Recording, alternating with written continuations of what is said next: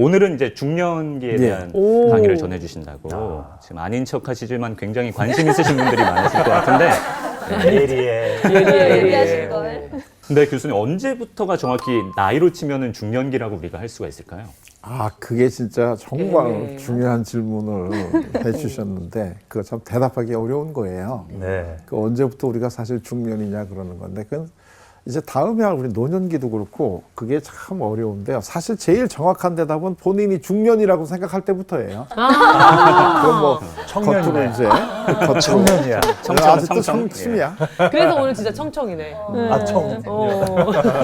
그게 사람마다 다르고 더더군다나 이제 생물학적으로 우리가 중년을 나누는 거하고 심리적으로 나누는 게 다르고 또 사회적으로 나누는 게 다르잖아요. 네. 그래서 언제부터 중년이냐는 게 참 쉽진 않은데 제가 한 15년쯤 전에 여성을 대상으로 본인이 언제부터 자기가 중년이라고 느꼈는가 하는 거를 한번 조사해 본 적이 있어요. 우리나라 여성들. 궁금하다. 되게 몇 살 때부터 여성들이 아, 나는 중년이구나 하는 걸 느꼈을까요? 40세? 40? 50? 난 50. 제가 빨리 얘기해봐. 이걸 조사를 해보니까 네. 우리나라 여성들의 평균 41세에 아, 나는 중년이구나 하는 걸 느꼈대요. 나도 그렇게 생각했는데요. 그렇게 진짜? 네. 우와. 역시 아주 세상을 조금 더 오래 살으시니까 솔직하고 담백하고 언니 다 맞추더라고. 그러니까 굉장히 우리가 사실 생각하는 것보다는 훨씬 일찍인데 이게 심리적인 거잖아요. 사실 우리가 생물학적으로는 조금 더 일러요. 이제 솔직히 얘기하면 일러요? 여성들이 보통 한 35살서부터는 이제 중년이라고 우리가 부르는 그런 현상이 맞아, 이제 맞아. 나타나기 시작을 하잖아요. 오, 충격이네. 대개 경우에 이제 본인도 깜짝 놀라는 게 갑자기 흰머리가 하나 난 걸 발견했다든가 또는 이 눈가에 주름이 좀 꼈다든가 뭐 이제 이래서 되게 아이크림 찾을 때가 몇 살 때예요, 되게. 아이크림은 20 지금 아직 안 써나. 그게 이제 30살 좀 넘어가게서부터 이제 이게 이렇게 이제 느끼기 시작을 하는데 그걸 이제 거부하다가 심리적으로 느끼는 게 41세가 된다. 이런 얘기가 되는 거죠. 거부한 6년간 하네. 네. 그런데 이게 이제 생리적으로 우리가 이런 거고요. 심리적으로는 몇 살 때가 중년인지는 모르겠는데 하여튼 내가 이제 내가 중년이구나 하는 걸 느끼면 그때부터는 이제 이 중년기로 들어갔다고 보는데요. 그럼 어떻게 되면 중년이라고 내가 느끼는지 어떤 현상들이 주로 나타나는지 그걸 우리가 일단 한번 보도록 해요. 자, 우리가 지난 시간에도 한번 얘기를 했는데 여기 이제 우리가 시기를 이렇게 나누면 아동기, 청소년기, 그 다음에 이제 청년기, 이제 중년기, 그 다음에 이제 노년기가 오잖아요. 되게 이렇게 되면 우리가 이제 한 삶을 이제 살아가는 거가 되는데 이때 우리 삶에서 제일 이제 그 갈등이 많고 불안정한 시기를 우리가 이제 청소년기다 하고 얘기를 한번 했죠. 네. 그 다음에 또 그 다음에 불안해지고 흔들리는 시기가 언젠가요? 중년기. 제가 중년기예요. 그래서 이걸 보통 사춘기, 사추기 라고도 이야기를 하고 또 요거를 제 첫 번째 청소년기, 요걸 이제 두 번째 청소년기 이렇게도 부르기도 해요. 근데 그러면 왜 우리 삶이라는 게 이렇게 안정, 불안정, 안정, 불안정, 안정 이렇게 교대로 가잖아요. 네. 그게 발달이 그렇게 일어나는 거예요. 이렇게 수직선상으로 가는 게 아니고 시계추처럼 안정했다가 불안정했다가 안정했다 불안정했다가 이런 과정을 거쳐가면서 이제 우리가 살아가는데 그건 다 그럴 만한 이유가 있어요.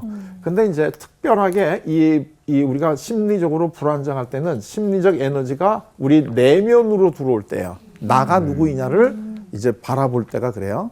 그러면 요게 이제 요쪽이 이게 우리 내부고 요게 외부면 어린아이들은 항상 관심이 외부에 있어요. 어떻게 하면 재밌게 놀까 이런 생각을 하지 나는 누구일까 이런 생각을 안 하다가 네. 청소년기가 되면 나는 누구인가 하는 고민을 하고 그래서 많이 불안정해지다가 그 다음에 여기서 내가 잘 확립이 되면 청년기 때는 다시 관심이 위로 올라가서 이제 가정을 꾸미면 그러면 이제 예를 들면 사회적으로 성공을 해야 되는 이런 길로 가야 되고 또는 이제 자녀가 생기면 특히 어머니들 같은 경우에는 이제 자녀를 양육하는데 이런 데 관심을 가지고 있지.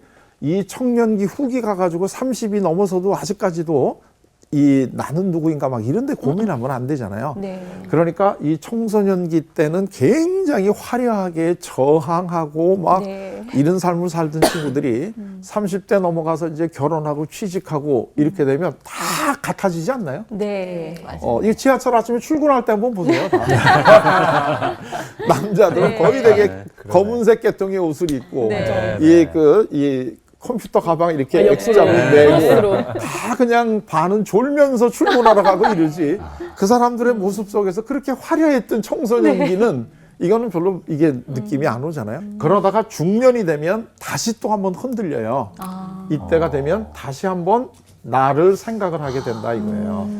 이때는 미래를 보면서 내가 앞으로 미래에 어떻게 살아야 되지 하는 걸 알기 위해서 내가 누군가가 중요해지는데요. 이때는 현재 내가 잘 살고 있나 하는 걸 한번 돌아보는 시기가 되는 거예요.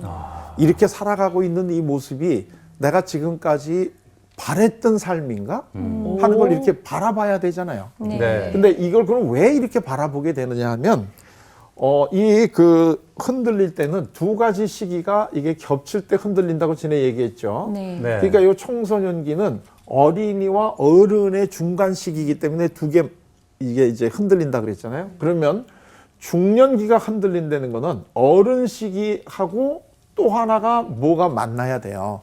근데 어른을 둘로 나누면 무슨 시기가 있어요? 어른이. 이게 지금 가운데 중자잖아요. 네. 네. 그 전에는 그치. 청년이잖아요. 네. 그 뒤는 노년이잖아요. 네. 그러면 어른은 어떤 걸로 나눌 수 있어요? 어른은 젊은이와 늙은이. 늙은이. 아. 젊은이와 늙은이. 네. 그러니까 우리 인생이라는 것이 크게 세 구분을 하면 어린이, 젊은이, 늙은이 이렇게.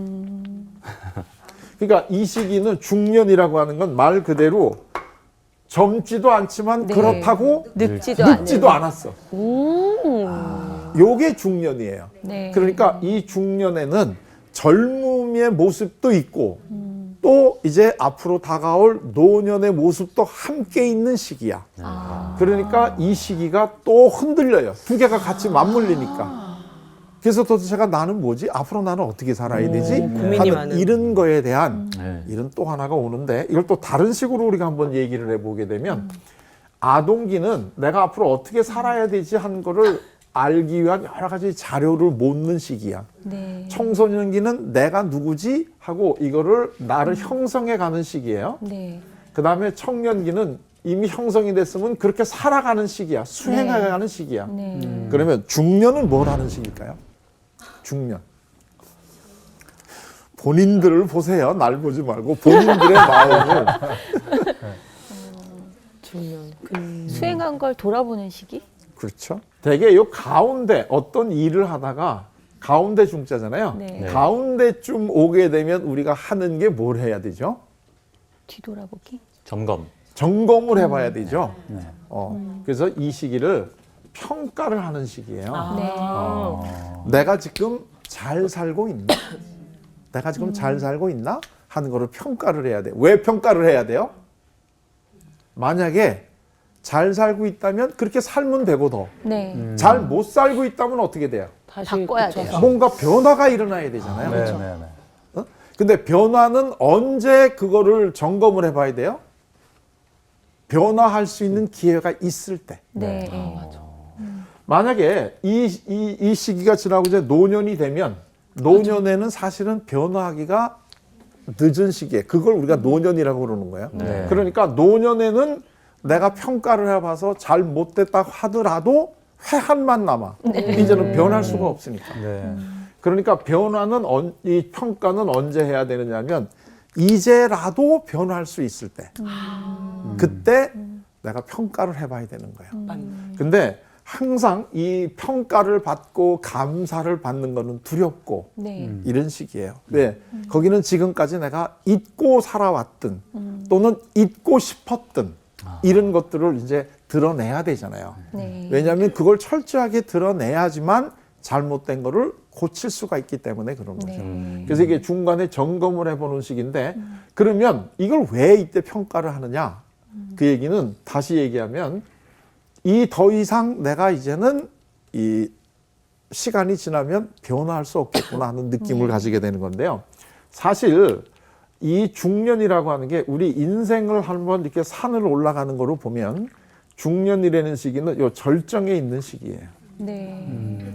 내가 가지고 있는 어떤 이 그 여러 가지 다양한 자원이 있잖아요. 심리적인 자원, 사회적인 관계의 자원, 내 신체적인 것이 이때가 제일 절정에 가 있어요. 예를 들면 젊은 사람들은 신체적으로는 많이 강건할지 모르지만 사회적 경험이라든가 여러 가지 삶의 이 리소스는 적어요. 맞죠. 네. 그런데 중년은 아직도 신체적으로는 건강하고 네. 동시에 사회적으로 이제는 많은 경험을 쌓았고 그리고 또 심리적으로도 이제는 다른 사람을 이해할 수 있는 여유도 가지고 있고 네. 그래서 우리 삶에서는 절정이 있는 시기가 중년기예요. 좋은 쪽을 바라보면. 네. 그런데 절정에 있다라고 하는 거는 꼭 뭐가 그 다음에는 뭐예요? 내려갈 일만 남았어. 내리막만 남았다는 얘기예요. 네. 그래서 이 절정에 있다는 거는 이거는 한계라고 하는 거하고 동시에 같은 단어가 돼요. 항상 우리가 지금까지 공부하는 거는 항상 두 가지가 같이 양면에 있다 그랬잖아요. 네. 절정이면 그거는 한계야. 네. 절정만 있는 시기는 없어요. 예를 들면 청소년 때에 얘네들이 신체적으로는 절정에 있지만 심리적으로는 아직까지도 미성숙한 면이 많아요. 네. 그러니까 항상 두 가지가 같이 있는 거거든요. 그러니까 이제 절정인데 이 한계라고 하는 거가 신체적으로는 한계를 느끼지만 심리적으로는 이 한계가 심리적으로 이거는 죽음이에요. 죽음. 아, 맞다. 우리 삶에서요. 이 삶 중에서 죽는 거에 대해서 제일 두려워할 나이가 언제일 것 같으세요? 중년 때? 그걸 안 해봤어. 그게 바로 중년이에요. 네. 중년이 죽음에 대해서 제일 두려워하고 불안해져요. 네. 왜냐하면 내가 이제는 더 이상 젊지 않고 네. 이제는 내가 나이가 들어가는구나 하는 걸 깨닫는 순간에 그거는 우리가 심리적으로는 죽음, 한계 네. 이런 걸로 느껴지는 거거든요. 그래서 되게 갑자기 중년에 자기가 이 다음에 죽을 뭐 묘자리 보러 다닌다든가 이런 사람들 늘어나요. 그리고 죽음에 대한 이야기하는 걸 두려워하고 그러면 이때 이제 많이 심리적으로 흔들린다는 건 뭐냐면 이 죽음이라든가 한계는 언뜻 보면 부정적이잖아요. 네. 내 죽음과 한계를 굉장히 기쁘게 받아들인다는 거는 사실은 그거는 거의 불가능하죠. 그러니까 처음에 아 내가 중년이구나 하는 느낌이 딱 왔을 때 대개 하는 행동은 어떤 게 제일 먼저 나타날까요? 대개 우리가 부정적인 거를 딱 맞닥뜨렸을 때 제일 처음에 하는 거죠. 피하기. 그렇죠. 피하는 거죠. 그래서 그걸 갖다가 첫째 제일 먼저 하는 게 부인을 해요. 아니야. 해피. 나는 아직도 젊었어. 나는 늙지 않았어. 이제 이런 생각을 가지려고 노력을 많이 해요. 네. 그리고 그 젊음을 오래 가지고 가려고 해요. 그래서 이런 그 부인을 하는 이런 그 심리적인 것 때문에 중년에 많이 나타나는 그래서 사회적으로도 문제가 많이 일어나는 게 뭘까요? 이게 소위 중년에 일어나는 외도야. 이걸 우리가 이걸 아름답게 해가지고 무슨 로맨스 그레이라든가 이런 식으로 얘기를 하는데 사실은 이거는 로맨스 그레이라고 하는 것보다도 이거는 내가 늙지 않았다라고 하는 거를 이 본인이 받아들이기 위한 하나의 굉장히 지금 처절한 노력이에요. 그런데 그러면 내가 늙지 않았다라고 하는 거를 이걸 이제 이 확인하는 방법 중에 하나는 남이 그렇게 얘기를 해줘야 돼. 아직도 젊었다는 거를. 왜냐면 내 스스로 얘기하면 효과가 없잖아요. 그렇죠. 남이 그거를 해줘야 돼. 그런데 그 남이라는 게 나하고 나이가 같은 사람은 안 돼. 왜냐면 나이가 비슷한 중년들이 모여가지고 우리 아직 젊었지 이러고 있으면 굉장히 더 처절해. 자기들끼리 처절해. 방 잡아서 우린 젊었어. 그렇지. 이래봐야 오히려 하고 나면 더 쓸쓸해. 이거 우리 여기 왜 이러고 있지? 이런 느낌이 딱 드는 거예요.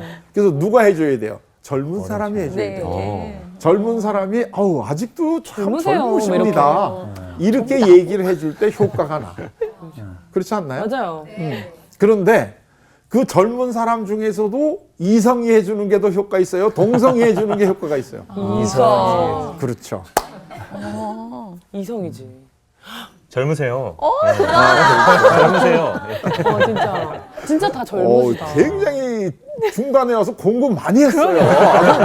금방 동물처럼 이렇게 같이 하는 것 같아요. 자연스럽게 나오는데요. 같은 남자가 봐서 지금 흐뭇하게 웃고 계시잖아요. 잘한다. 뭐 이런 그래서 거잖아요. 되게 중년이 되면 나이가 좀 지긋한 분하고 젊은 분하고 사이에 이 만남이 빈번해지는 거예요. 오. 이게 이 나이가 든 사람, 중년에 넘어가는 사람은 아직도 내가 젊었다 하는 느낌을 이 젊은 사람으로부터 받는 거죠. 아, 전 왕언니들하고 친해요. 옛날에는 주로 이렇게 얘기하면 중년의 남자와 젊은 여성 되게 이제 이런 식의 이 이야기가 많아가지고 되게 오전에 하는 그 부인들이 많이 보는 그 드라마는 되게 이런 것들이 많죠.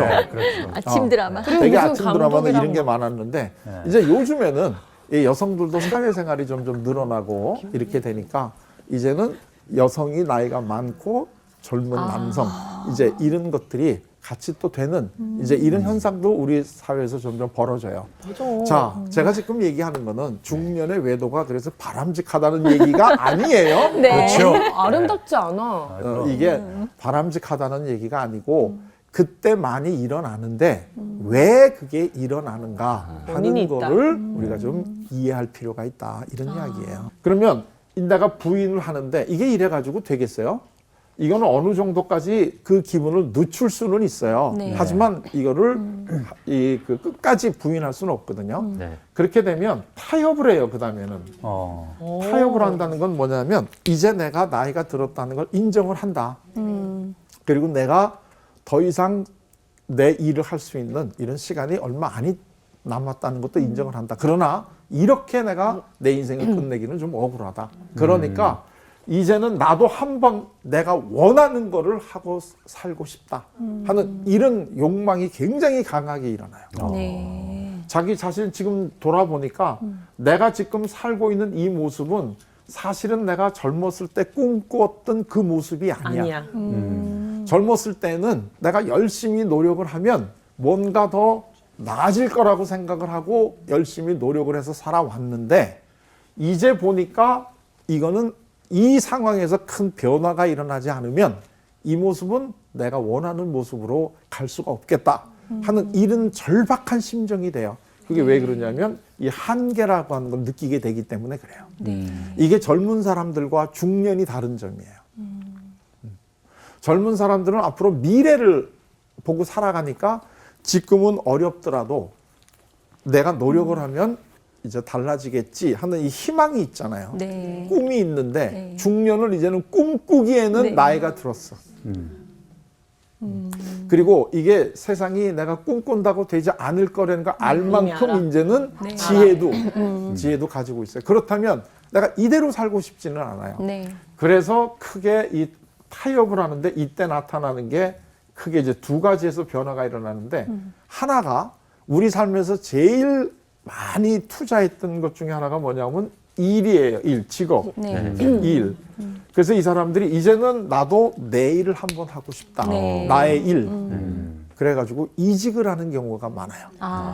왜냐하면 지금까지 내가 회사에서 한번 승진해 보려고 이 애들이 어렸을 때 같이 놀자고 그래도 그걸 뿌리치고 회사 나가서 내가 열심히 일을 했는데 이제 이 중년이 돼서 40대 후반이나 50대에 오게 되면 본인이 깨달아요. 이 회사에서 내가 올라갈 수 있는 자리가 어디까지인지를.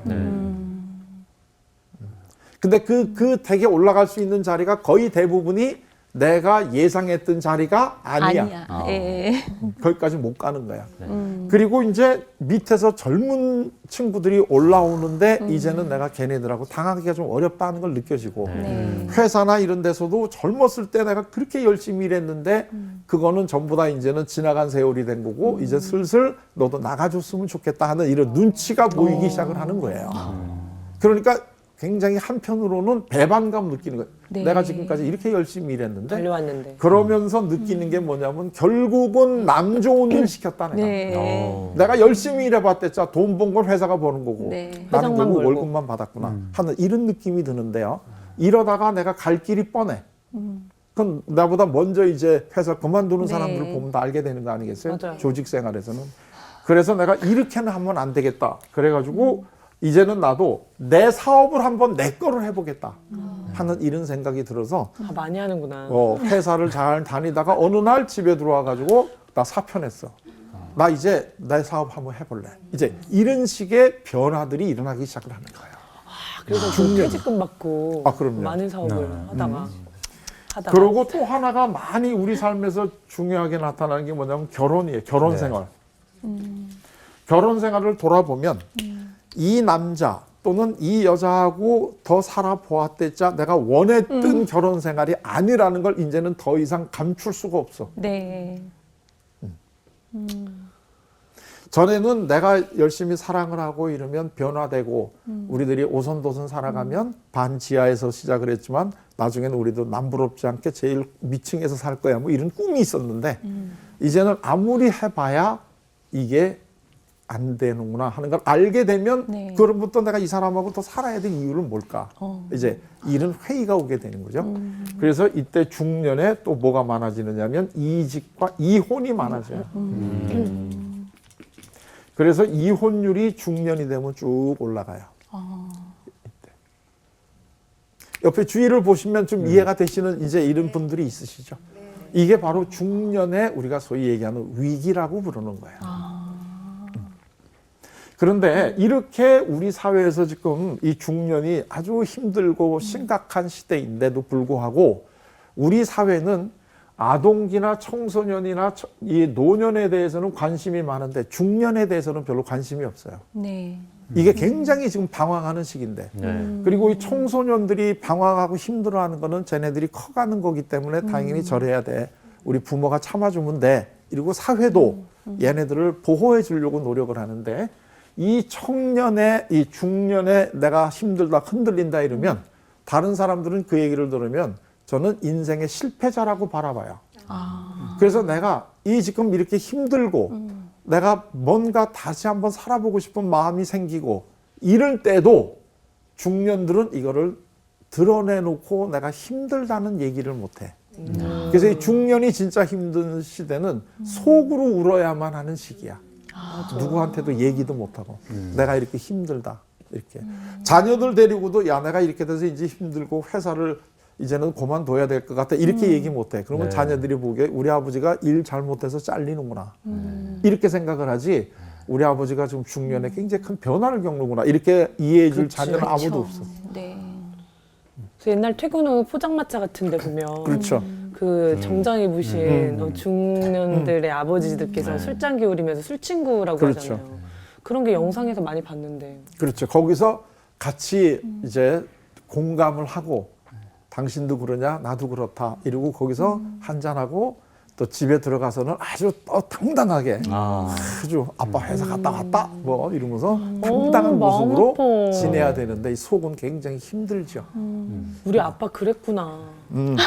그래서 그 가정일 하시는 어머니들도 이때 갱년기라고 해서 그럼요. 마음적으로 그러니까 이게 이제 그 직장에서도 이렇다 이제 이런 얘기를 했는데요. 사실 그 우리 여성의 삶이 가정에서 자녀를 키운다는 거 이런 것들이 직장에 없지 않냐 이렇게 얘기하는데 그렇지 않죠. 가정이 직장이죠. 네. 그러니까 퇴근이 없는.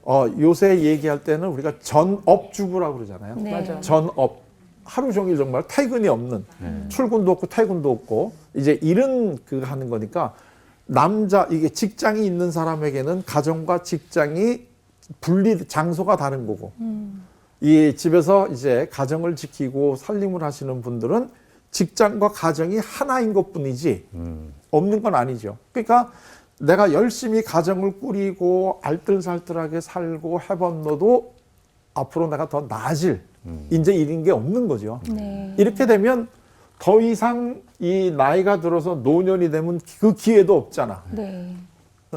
우리가 소위 이제 옛날식으로 팔자 고칠 기회가 없잖아. 그러니까 더 마지막 각이 되기 전에 이거 한번 해봐야 되지 않나? 이제 이런 생각이 드는데 사실 이 중년의 이혼이 요새 많아지는 거는 네. 남성이 이혼하겠다고 하는 것보다는 여성이 이혼하겠다는 네. 율이 올라가기 때문에 중년에 이게 많은 거죠. 네. 이제 나도 내 한평생 이렇게는 안 살겠다. 나도 내 일도 좀 해가면서 이제는 나도 좀 다르게 살아보겠다 하는 이런 생각이 들어서 결혼과 이혼을 하게 되는데 그런데 이거는 사실 이렇다고 해가지고 크게 이게 성공하느냐 뭐 그것도 또 아니에요. 네, 이게 우리 인생이 그쵸. 그래요. 예를 들면 내가 회사 다니다가 내 사업하겠다고 이직하고 개인 사업하면 이게 다 성공하느냐? 아유, 사실 성공보다는 실패할 확률이 더 많거든요. 훨씬 많죠. 그리고 또 이혼을 하고 또 다시 다른 사람을 만나든가 혼자 산다고 해가지고 그러면 굉장히 행복해지느냐? 그건 또 그렇지 않아요. 그러니까 이거가 대안이 될 수는 없어요. 대안이 된다면 뭐 다 이걸로 하죠. 네. 그래서 결국은 이 다음 단계는 인정을 하는 단계로 넘어가요. 네. 그리고 인정을 하면서 그 다음에는 내가 하고 싶었는데 더 이상 못했던 거를 어떻게 하면 이걸 계속 해나갈 수 있을까 하는 이런 이제 방법을 찾게 돼요. 자, 우리 다시 한번 이제 지난 시간에 했던 걸 돌아보면요. 아동기에는 부모하고 그 다음에 이제 교사 이게 중요했고 친구. 청소년 때는 친구, 청년기 때는 우리가 뭐 연인, 배우자 이제 이게 이제 중요하다 그랬죠. 옛날에는 그냥 배우자였는데 요새 결혼 제도도 하도 바뀌어서 이제 연인 뭐 이것도 같이 해야 돼요. 자, 그러면 요 중년에는 누구가 또 중요해질까요? 중년에 이른 거를 지금 우리가 잘 넘어가기 위해서는 누가 필요할까요? 다시 친구로 가는 거 아니에요? 다시 친구? 친구 여기 있잖아. 자식. 술 친구, 자식. 누구요? 배우자? 배우자 여기 여기 있는데? 있잖아. 배우자 한 번 또 만나겠다. 아, 어나덜 플러스 배우자. 다른 배우자? 아, 진짜 자식이 없네. 대개 그 여성들, 특히 여성들이 찜질방에 40대 후반 정도 돼가지고 찜질방에 갔을 때 네. 목소리 제일 큰 여성이 어떤 여성이에요? 자기 자식 잘 되는 사람. 그렇지. 대학 잘 자녀 잘 된 부모가 제일 중요하죠. 그래서 이때는 뭐가 중요하냐면 자녀가 중요해요. 네. 중년이 되면 이 자녀가 굉장히 중요해져요. 네. 이게 그러면 왜 자녀가 중요해지는? 아니 뭐 이 부모가 젊었을 때 아기들도 중요하지 않냐 이런 얘기를 하는데 중요하죠. 그러나 자녀의 의미가 달라져. 네. 아, 그러네. 나이가 들면 들수록 자녀의 의미가 달라지는데 부모가 젊었을 때는 자녀는 내가 애정을 베풀고 네. 사랑을 하고 양육을 하는 그렇지. 사랑과 양육의 동기를 만족시켜주는 대상이 되는 거예요. 그러니까 굉장히 중요하죠. 그러나 이제 부모가 중년이 되고 자녀가 이제 부모를 떠나서 이제 독립해서 어른이 되잖아요.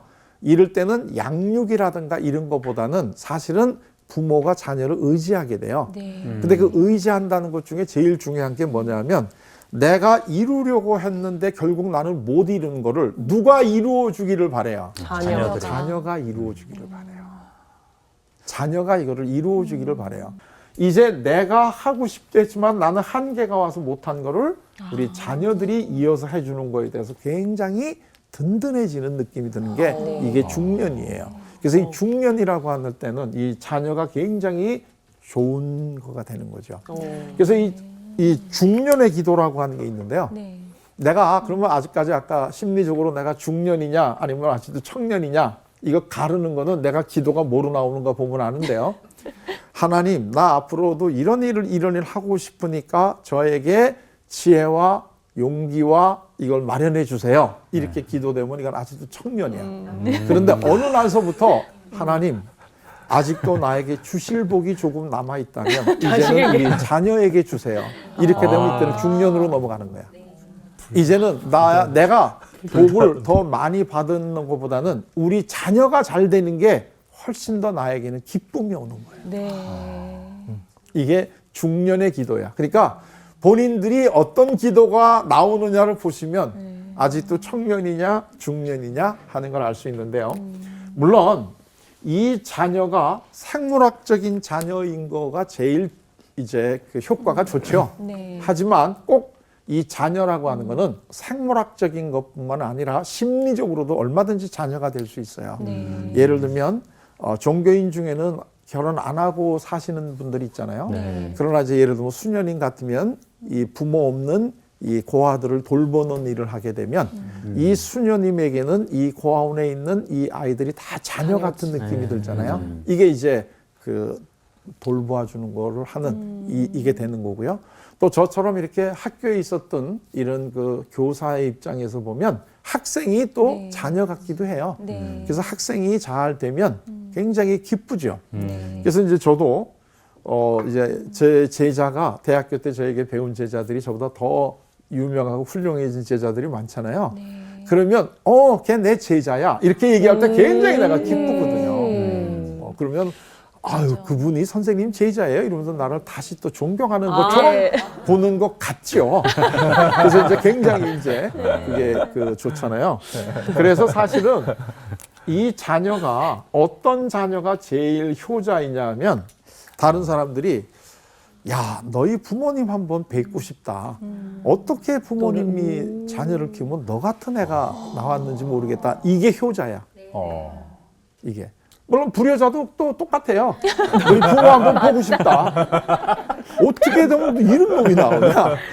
그러니까 결국은 한 끗 차이. 이 한 끗 차이죠. 그렇지.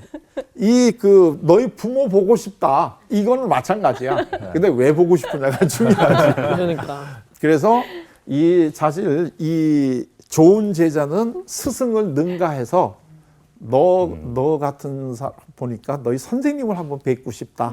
이게 좋은 제자고 또 너희 부모 뵙고 싶다 하면 좋은 자녀고 이렇게 되는 거죠. 맞아. 그때 이제 마치 내가 그거를 한 것처럼 똑같은 우리 마음은 내가 느끼게 되는 거다 이거예요. 그래서 이제 이 중년이 되면 이때 이제 우리가 그래서 이걸 갖다 뭐라고 그러냐면 배려심이라고 하는 좋은 덕성을 가지게 되는데요. 네. 그래서 이제 이때 잠깐 여기 그러니까 좀 더 전문적으로 얘기를 하면 이때가 중년을 생산성이라고 불러요. 그건 뭐냐면 내가 제 2세를 태어나게 하고 얘네들이 잘 되게끔 도와준다는 개념이에요. 근데 이게 안 된 사람은 침체가 일어나요. 내가 자꾸 이제 이 작아지는 것 같고 뭔가 허무해져요. 그 이유는 왜 그러냐면 이게 정말 한계로밖에 없는 내려가니까요. 근데 이제 이 생산성을 가진 사람들은 배려라고 하는 좋은 덕성을 가져요. 그러니까 중년의 제일 아름다움은 배려하는 데서 나오는 거예요. 네.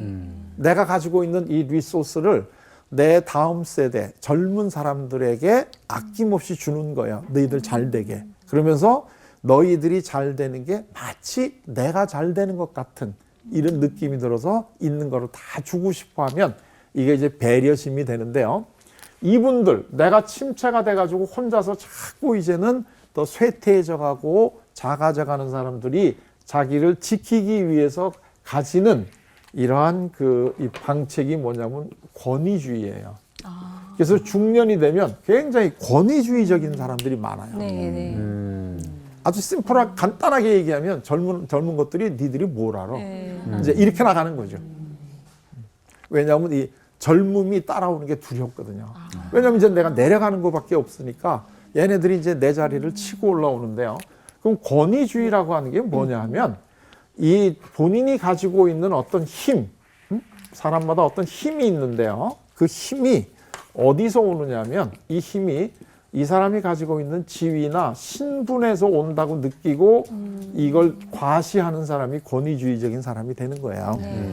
부모가 자녀를 잘 사랑하고 잘 키우면 구태여 자녀들 앞에서 내가 네 부모다라는 얘기할 필요 없죠. 근데 이제 권위적인 부모는 어떤 얘기를 자녀들하고 많이 하냐면 이 자식이 아버지한테 이렇게 나가면 이거는 권위주의적이 되는 거야. 네가 어떻게 부모한테 이럴 수가 있니? 이렇게.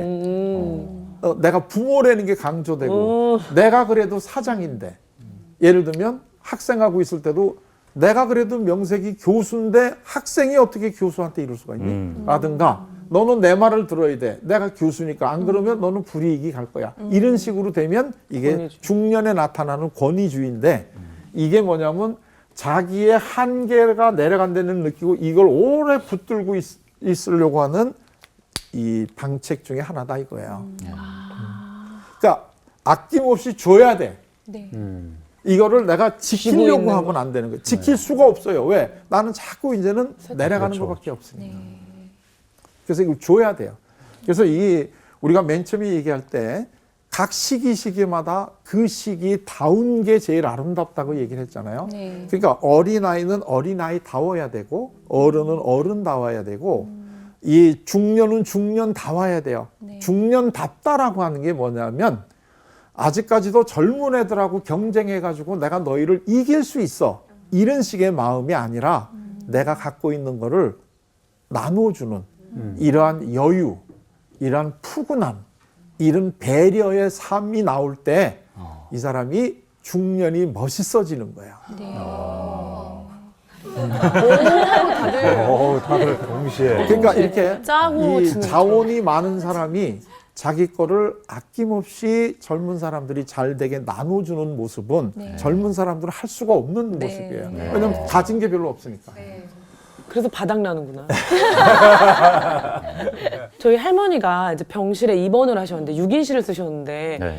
하면 저희 가족이 들어가면 우리 할머니가 계속 우리 가족들 얘기를 하고 있는 거예요. 너무 싫은 거야. 왜 그 헤어질 할머니들한테 왜 그렇게 얘기를 하나. 그게 낙이었구나. 이런 생각이 좀 들었어요. 이해를 하게 됐네요. 네네네. 그게 이제 찜질방에서 자녀들 얘기하는 아줌마들 모임이 한심한 게 아니라 네.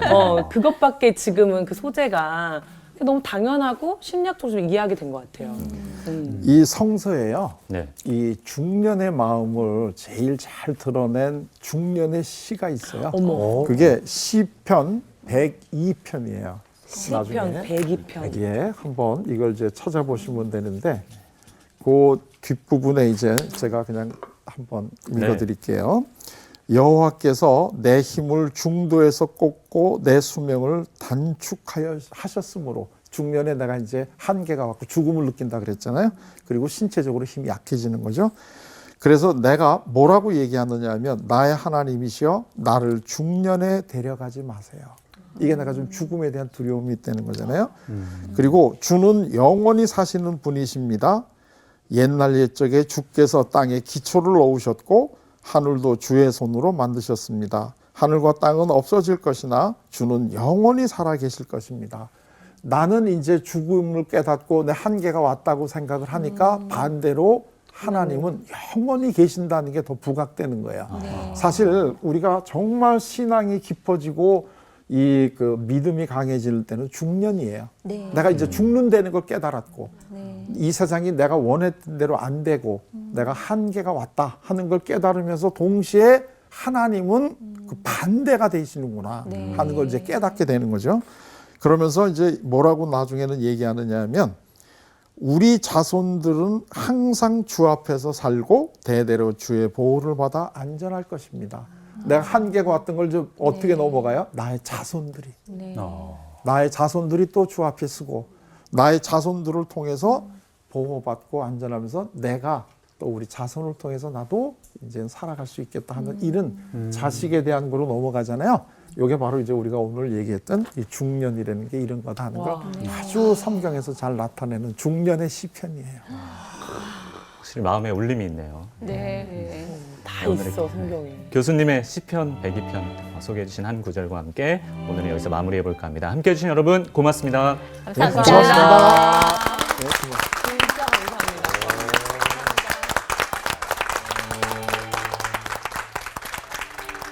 그러니까 저런 걸 또 생각하면 중년이 맞아.